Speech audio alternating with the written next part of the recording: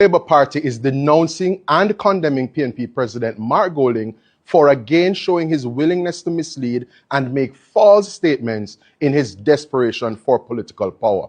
While on the political platform recently and during the passage of just a few seconds, Mark Golding made 3 false, manipulative and disingenuous statements about the Stocks and Securities Limited issue, the SSL matter.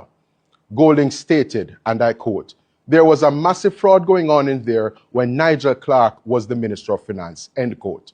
In making that statement, the PNP president appeared to pretend to ignore confirmation from local authorities and word from a confessed fraudster who is now before the courts that fraud at SSL was going on from as far back as 2012 when the PNP was in office.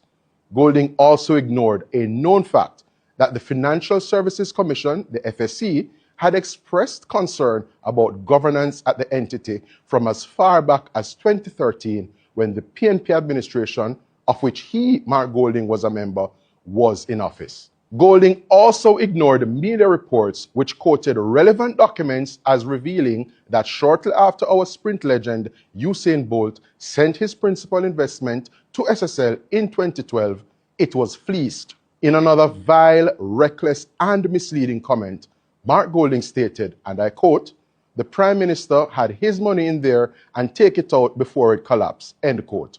That, of course, is patently false. The Prime Minister had invested in a bond at SSL from as far back as 2008, which matured in 2021. As a commercial lawyer, Mark Golding knows that when bonds mature, they are often liquidated as a natural course of action. Yet he sought to mislead his audience into believing that Prime Minister Holness took preemptive action somehow ahead of the collapse of SSL. That is nothing but a cheap tactic by Mark Golding, who, in a new law, has resorted to peddling via the political platform false information and, of course, is spreading so via PNP bloggers and vloggers on social media. In a third distasteful and misleading comment, Mark Golding remarked, and I quote yet again, "It pains my heart what the government is doing to the great Usain Bolt," end quote. The fact is, the government of Jamaica has taken unprecedented action in leaving no stone unturned in a bid to secure justice for all investors in SSL, including, of course, our sporting icon Usain Bolt. Golding made his comments despite knowing that the government hired a leading international forensic auditing firm to assist in the probe. No political administration in Jamaica has before sought international assistance to probe a case of local fraud. The case is now before the criminal court, with one person being charged so far. The Office of the Director of Public Prosecutions and the Financial Investigations Division, FID, are in dialogue as they work toward a determination as to whether there are legal grounds to take additional action against any person or persons in this matter. There are also cases before the civil court.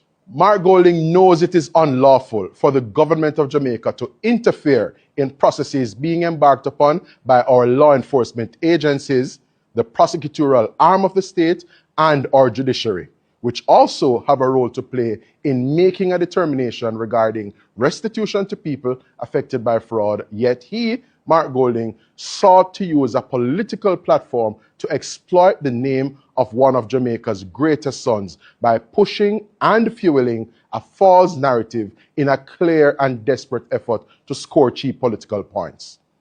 Given the tone set by their president, Mark Golding, it is no surprise that PNP surrogates, including bloggers and vloggers, have found themselves in legal trouble for telling lies about SSL and suggesting that government officials had a hand to play in fleecing investors. This is a bold and barefaced falsehood being spread by Mark Golding and the PNP, which clearly have no plans to move Jamaica forward and has therefore resorted to peddling deception, falsehoods in a bid to mislead and trick the Jamaican people into giving them political power.